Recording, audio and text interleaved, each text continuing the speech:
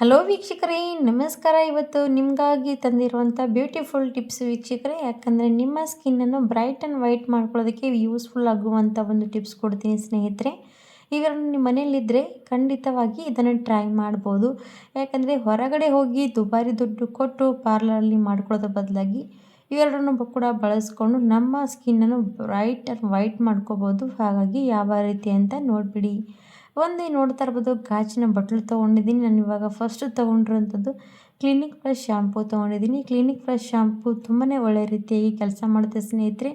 ನಮ್ಮ ಸ್ಕಿನ್ ಮೇಲೆ ಎಷ್ಟೇ ಡಸ್ಟ್ ಕೂತ್ಕೊಳ್ಳಿ, ಎಷ್ಟೇ ಕೊಳೆ ಇರಲಿ, ಅದೆಲ್ಲನೂ ಕೂಡ ರಿಮೂವ್ ಮಾಡುತ್ತೆ. ಹಾಗಾಗಿ ಇದು ಕೂಡ 1 ಸ್ಪೂನಷ್ಟು ನೀವು ತೊಗೋಬೇಕಾಗತ್ತೆ. ಇವಾಗ ನೋಡ್ತಾ ಇರ್ಬೋದು, 1 ಸ್ಪೂನಷ್ಟು ನಾನು ಕ್ಲಿನಿಕ್ ಪ್ಲಸ್ ಶ್ಯಾಂಪು ತೊಗೊಂಡಿದ್ದೀನಿ. ನಿಮ್ಮ ಮನೇಲಿ ಇದು ಇದ್ದರೆ ತೊಗೊಳ್ಳಿ, ಇದರ ಬದಲಾಗಿ ಬೇರೆ ಶ್ಯಾಂಪು ಕೂಡ ಬಳಸ್ಬೋದು, ಏನು ಪರವಾಗಿಲ್ಲ. ಯಾವುದಾದ್ರೂ ಕೂಡ ಶ್ಯಾಂಪು ಯೂಸ್ ಮಾಡಿ. ಇವಾಗ ಶ್ಯಾಂಪು ಜೊತೆಗೆ ಸ್ನೇಹಿತರೆ ನಾನು ಹಾಕ್ತಾ ಇರುವಂಥದ್ದು fair and lovely. Fair and lovely ನಮ್ಮ ಸ್ಕಿನ್ನನ್ನು ಕೂಡ ಬ್ರೈಟ್ ಮಾಡುತ್ತೆ.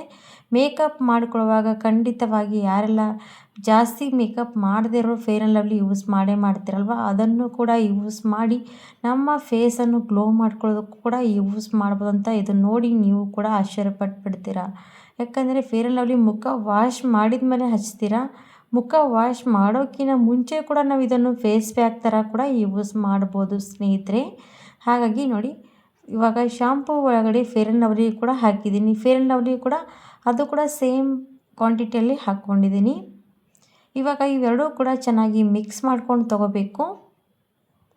ಎರಡೂ ಕೂಡ ಪರ್ಫೆಕ್ಟಾಗಿ ಮಿಕ್ಸ್ ಆಗಬೇಕು ಅದರಲ್ಲಿ. ಹಾಗಾಗಿ ನೋಡ್ಬೋದು, ನಾನು ಮಿಕ್ಸ್ ಮಾಡ್ತಾಯಿದ್ದೀನಿ.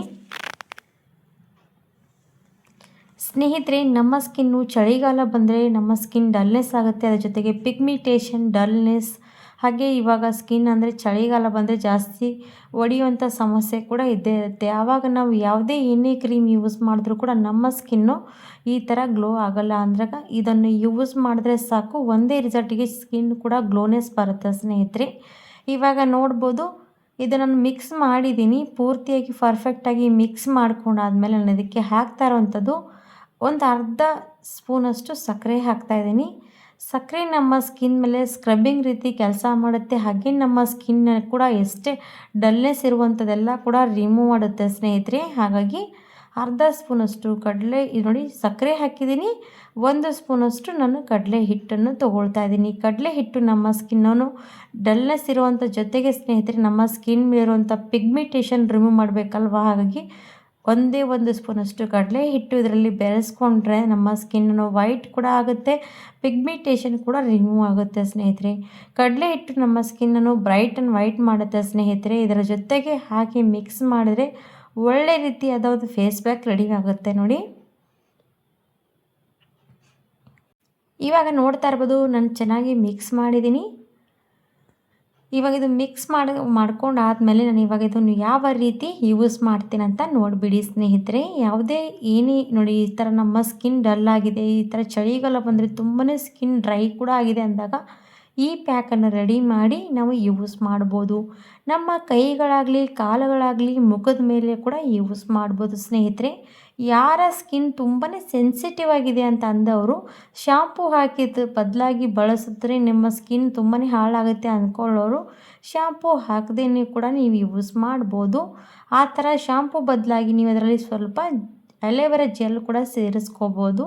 ಹಾಗಾಗಿ ನಿಮಗೆ ಸೆನ್ಸಿಟಿವ್ ಸ್ಕಿನ್ ಇದ್ದರೆ ಈ ಥರ ನೀವು ಅದು ಟ್ರೈ ಮಾಡಿ.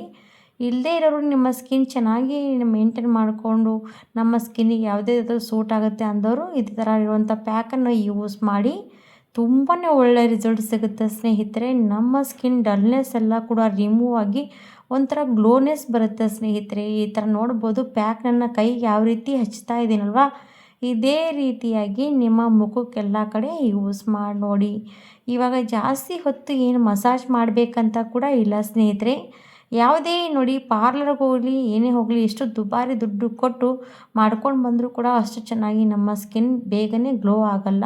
ಹಾಗಾಗಿ ಈ ಥರ ಮನೇಲಿರುವಂಥದ್ದು ನಾವು ಯೂಸ್ ಮಾಡಿ ನಮ್ಮ ಸ್ಕಿನ್ನ ವೈಟ್ ಆ್ಯಂಡ್ ಬ್ರೈಟ್ ಮಾಡ್ಕೋಬೋದು.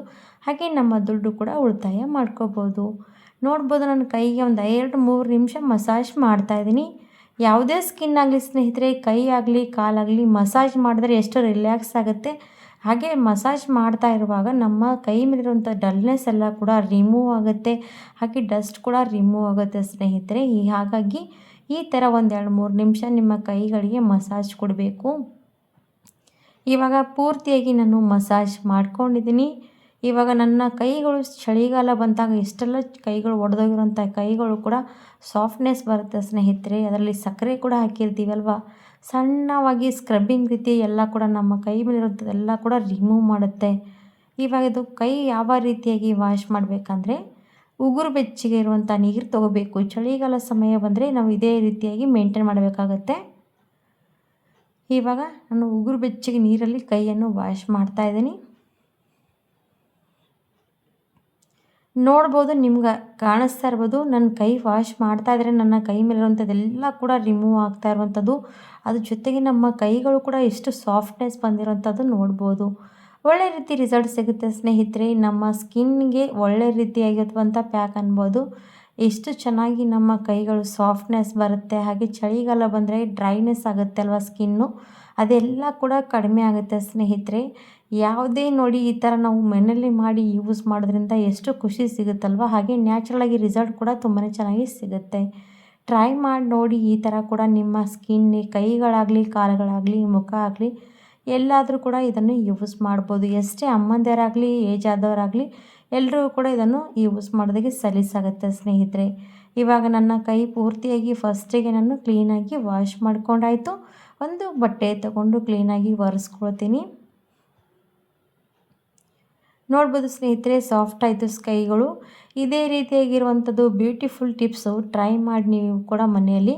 ನಿಮಗೂ ಕೂಡ ಇಷ್ಟ ಆದರೆ ನಿಮ್ಮ ಫ್ಯಾಮಿಲಿ ಫ್ರೆಂಡ್ಸ್ಗೂ ಕೂಡ ಶೇರ್ ಮಾಡಿ, ಅವರು ಕೂಡ ನೋಡಲಿ, ಟ್ರೈ ಮಾಡಲಿ ಅಂತ ಅಂದ್ಕೊಳ್ತೀನಿ. ಹಾಗಿದ್ರೆ ಯಾಕೆ ತಡ ಮಾಡ್ತೀರಾ ಸ್ನೇಹಿತರೆ? ಇಷ್ಟ ಆದರೆ ಖಂಡಿತ ಲೈಕ್ ಕೊಡೋದು ಮಾತ್ರ ಮರಿಬೇಡಿ. ಇದೇ ರೀತಿ ಹೊಸ ಹೊಸ ಬ್ಯೂಟಿಫುಲ್ ಟಿಪ್ಸ್ ತರ್ತಾ ಹೋಗ್ತೀನಿ. ಧನ್ಯವಾದ ಎಲ್ರಿಗೂ ಕೂಡ. Thank you for watching.